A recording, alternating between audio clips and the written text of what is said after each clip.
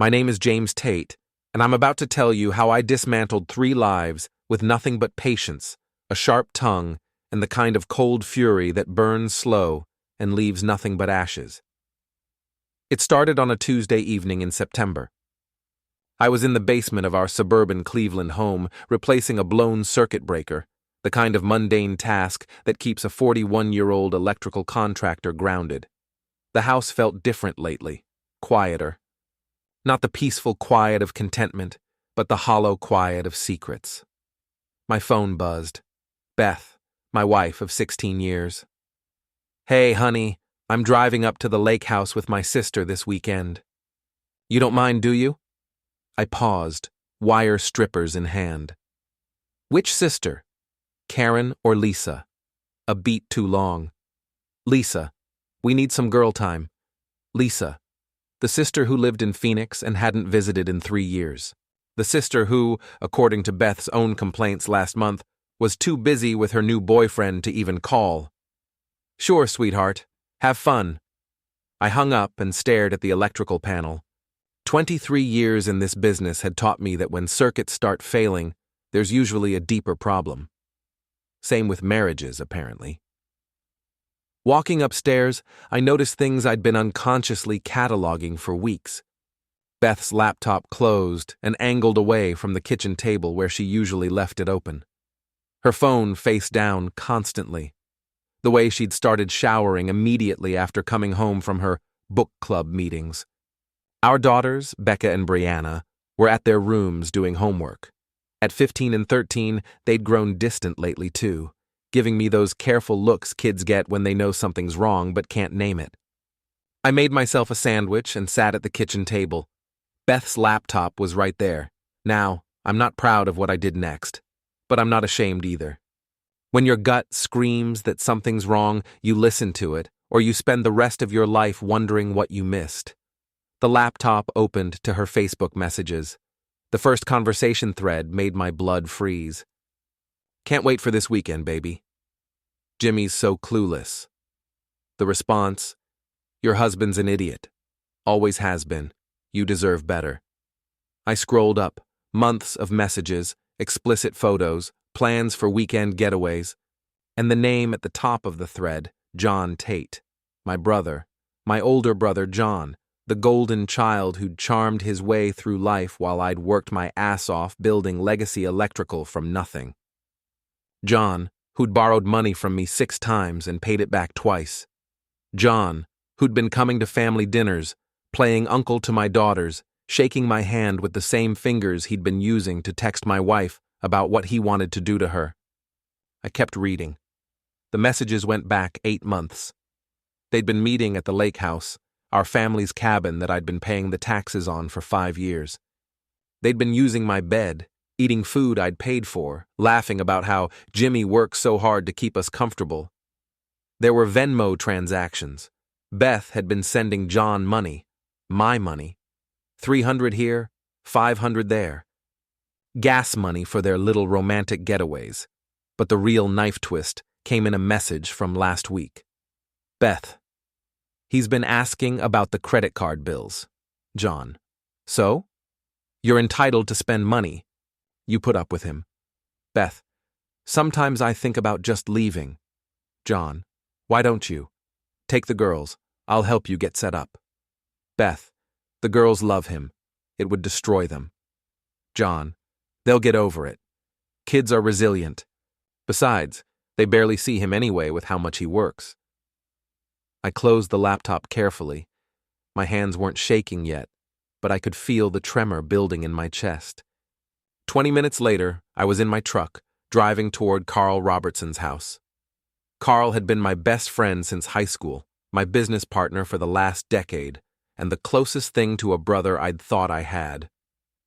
Carl lived in a tidy ranch house 10 minutes from mine. His wife answered the door. "Jimmy!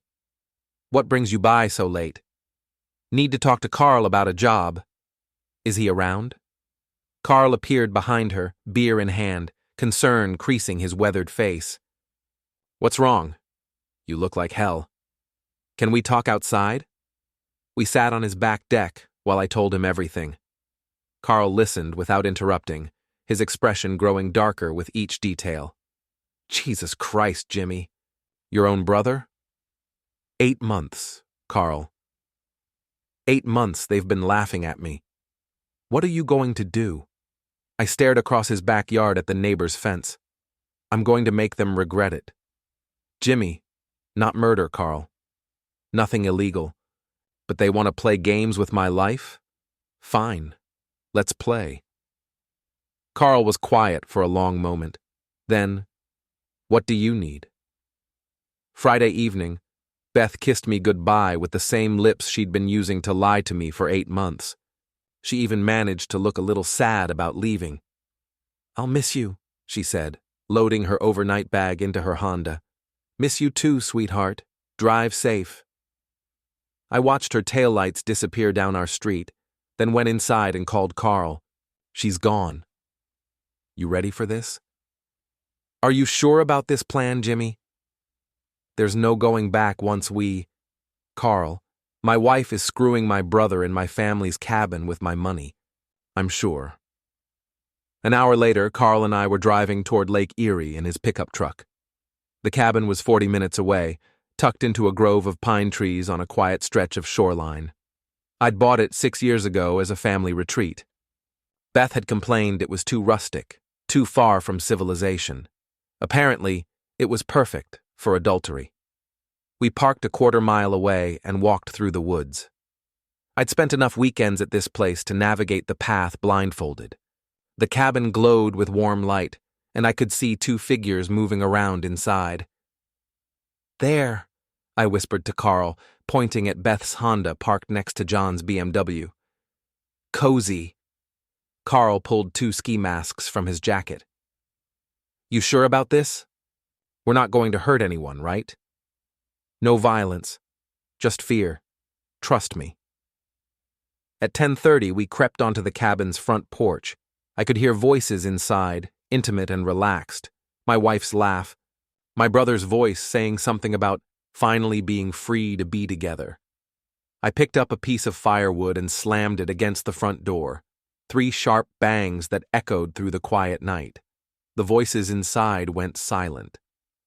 I banged again, then moved to the window and scraped a branch against the glass. Carl circled to the back door and rattled the handle. What the hell was that? John's voice, sharp with fear. I don't know. Maybe an animal? I banged on the door again, harder this time. Then I called out in a disguised voice, We know you're in there. The scream that came from inside was pure terror. Beth's scream. Who is that? John's voice was higher now, panicked. I moved to the side window and shone my phone's flashlight inside, then quickly away. Just enough for them to see the light, not enough to see me. Oh God, oh God, oh God, Beth was saying. John, what do we do? Call the police. And tell them what? That we're having an affair in my husband's cabin? I had to bite my lip to keep from laughing. Carl and I kept up the harassment for 20 minutes. Banging, scraping, moving around the cabin, always staying hidden. At one point I heard John trying to sound brave. I'm going to go out there. No! Don't leave me alone. Beth, we can't just sit here. Please, John. What if it's Jimmy? Bingo. Even in her terror, she knew she deserved this. Finally, I pulled out the note I'd prepared and slipped it under the front door. Then Carl and I melted back into the woods. From our hiding spot, we watched them find the note. Through the window, I saw John's face go white as he read it aloud. You reap what you sow. This is just the beginning. They packed and left within 10 minutes, Beth crying, John trying to comfort her while constantly checking the windows. They drove away separately, which told me their romantic weekend was officially ruined. Carl and I waited until their taillights disappeared, then walked back to his truck. How do you feel? Carl asked as we drove home. Like I just got started. Beth came home Saturday afternoon looking haggard and jumpy. She'd clearly spent the night somewhere other than the cabin, probably a hotel. How was your sister weekend? I asked, not looking up from my newspaper. Fine. Good. We cut it short. Lisa wasn't feeling well. That's too bad. You should have her over for dinner sometime soon. Beth's face went pale. She had to fly back to Phoenix. Work emergency. I nodded sympathetically. Phoenix is so far away. Hard to maintain close relationships at that distance. The next few days, I watched Beth carefully. She was nervous, distracted, constantly checking her phone. The messages between her and John had stopped completely. Good. Let them wonder who knew, how much, and what was coming next.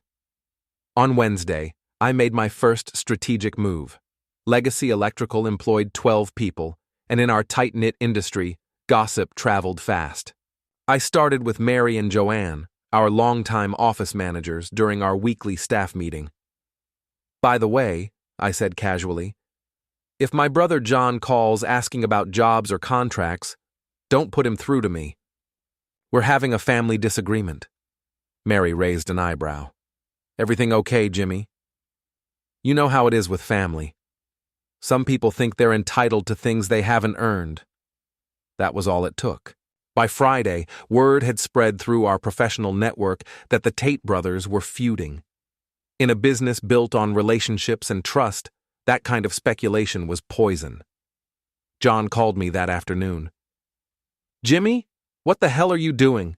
Mike Kowalski just told me you're telling people we're having problems. Are we having problems, John? A pause. What do you mean? I mean, are we having problems? You tell me. I don't know what you're talking about. Sure you don't. How's your love life these days? I hung up before he could answer. That evening, Beth was more nervous than ever. She kept starting conversations and then trailing off, like she wanted to confess but couldn't find the words. Jimmy, is everything okay with John? He seemed upset when he called earlier. John called here? No, I mean, I heard from your mom that you two were having some kind of disagreement. Interesting. So they were still communicating, just not through the usual channels. John and I are fine, sweetheart. Just some business stuff. Nothing for you to worry about. She nodded, but I could see the wheels turning. She was trying to figure out how much I knew, what I suspected, whether that night at the cabin was connected to the sudden chill between her lover and her husband. Saturday brought the next phase of my plan, Becca's volleyball tournament at the high school. Beth, John, and I would all be there, along with most of our extended family and social circle. The perfect venue for a little public theater. I arrived early and positioned myself strategically in the bleachers. When Beth arrived with the girls, I waved them over with a big smile. Saved you seats. John showed up 20 minutes later, looking uncomfortable. He nodded at me cautiously. Hey, Jimmy. John. Good to see you, brother. I stood and pulled him into a loud, backslapping hug that drew attention from everyone around us. Then, while still holding him close, I whispered in his ear, Enjoying your weekends lately? I felt him stiffen, but his face stayed neutral. Good. He was learning to be afraid. During the first set, I made casual conversation with the other parents, making sure to include John and Beth in every exchange. John here was just telling me about his new hobbies, I announced to the Hendersons, who sat in front of us. He's really gotten into exploring. Remote locations, overnight trips, very adventurous. Beth shot me a sharp look, but John just smiled tightly. Jimmy's exaggerating. Am I? I thought you loved getting away from it all. Fresh air, privacy, no interruptions. Very romantic, I bet. The word romantic hung in the air like a threat. John's face flushed, and Beth suddenly became very interested in the volleyball game. But the real show came during halftime. I'd prepared for this moment carefully.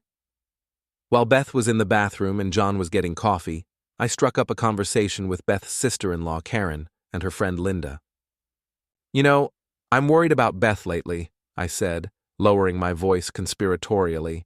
She's been so secretive. Sneaking around, mysterious phone calls, weekend trips she won't talk about. Karen frowned. What kind of trips?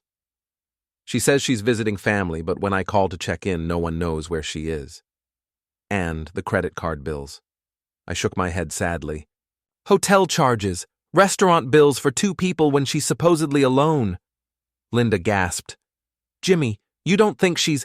I don't know what to think, but a man notices things, you know? The way she acts around certain people, the guilty looks, the lies about where she's been.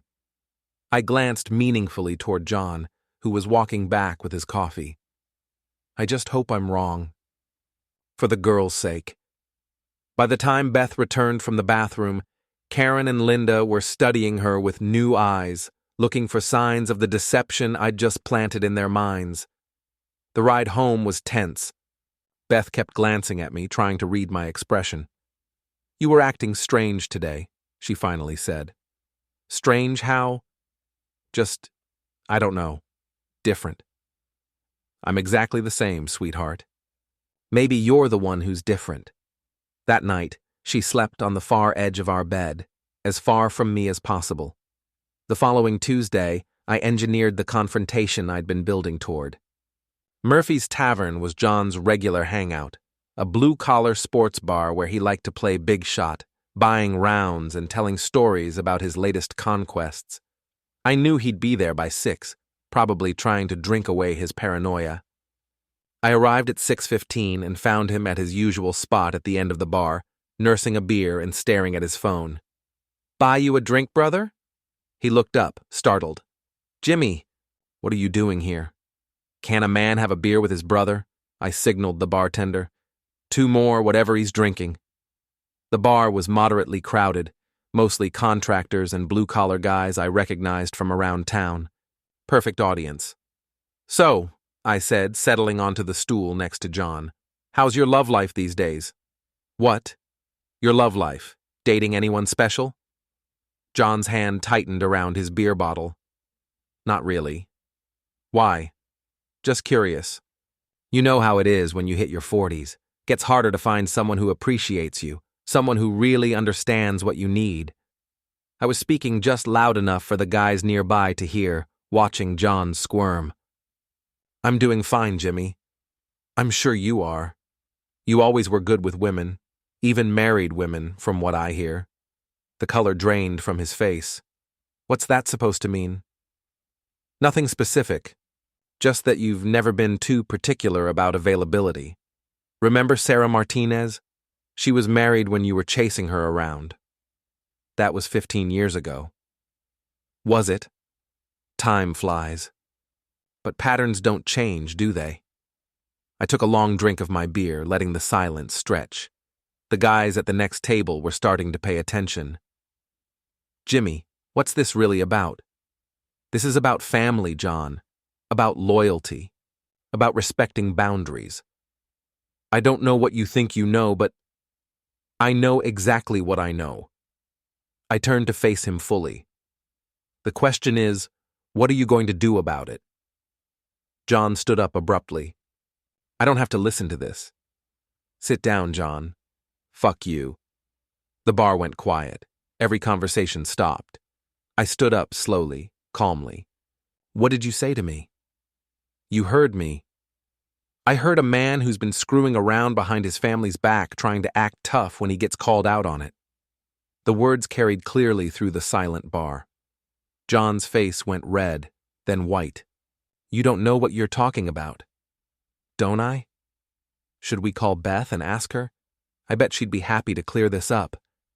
That's when John made his mistake. He grabbed my shirt and shoved me backward. I didn't fight back. I just smiled and let him push me, making sure everyone saw him as the aggressor.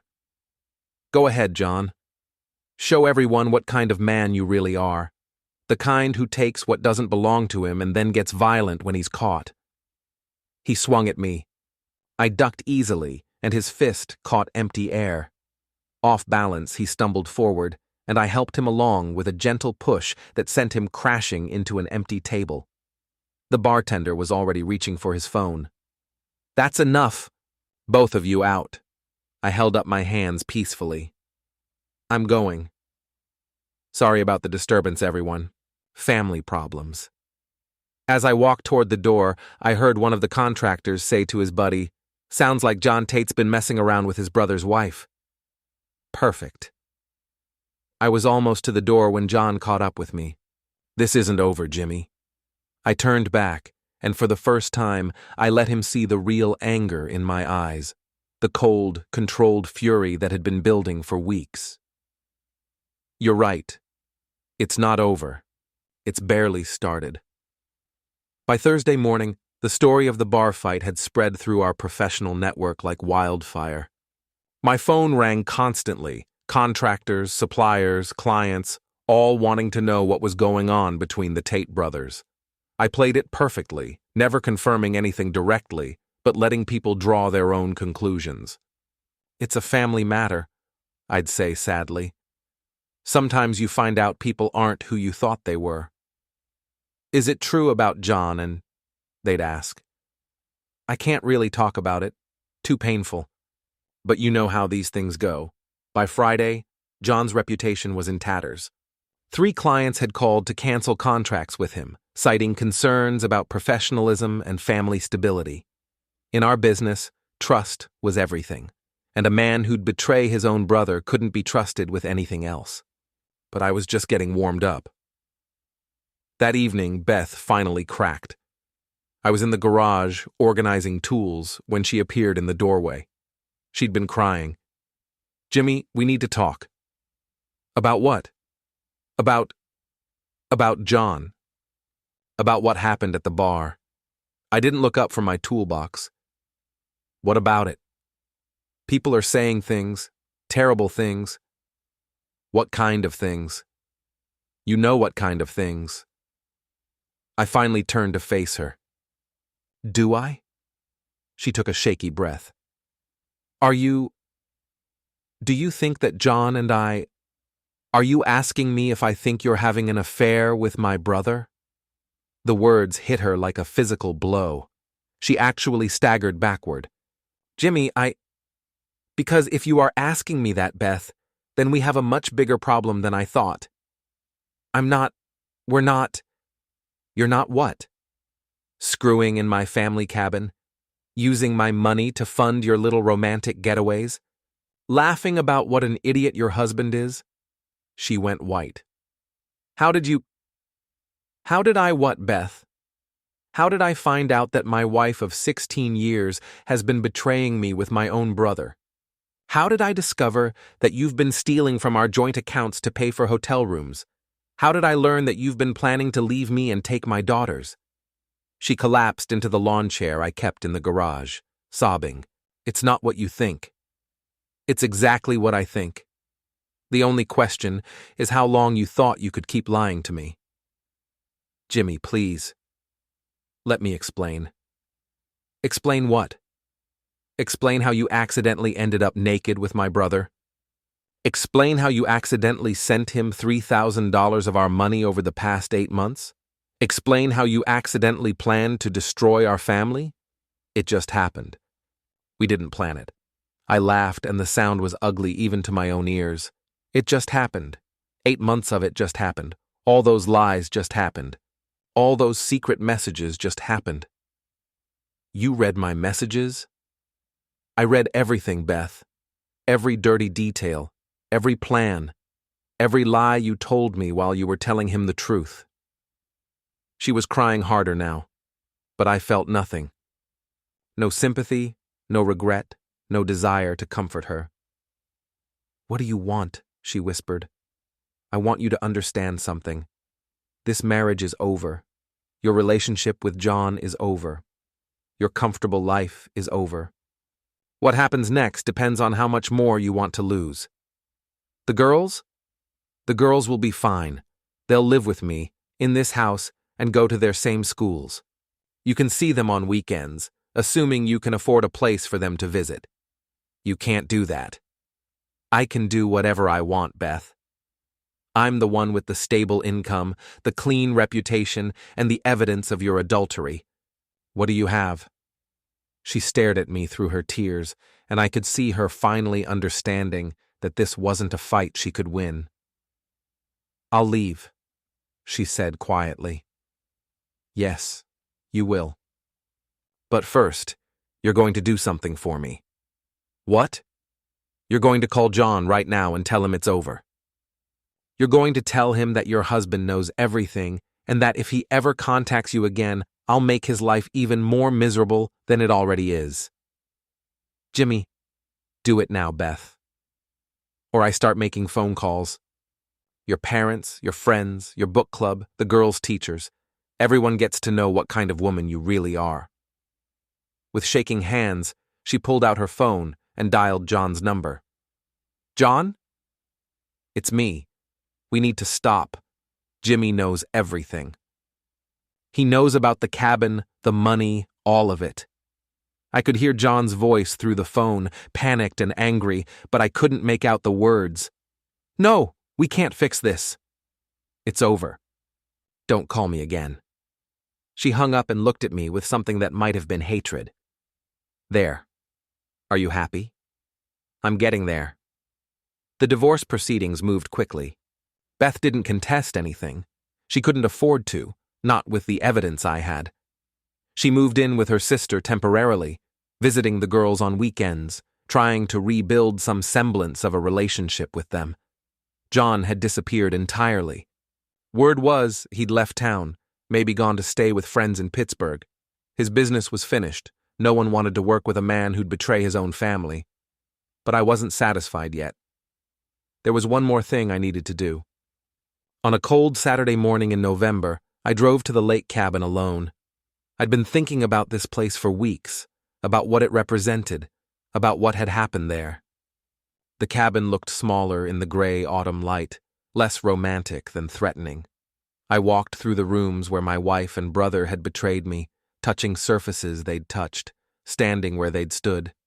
In the bedroom, I found something they'd left behind, a cheap bracelet, probably Beth's.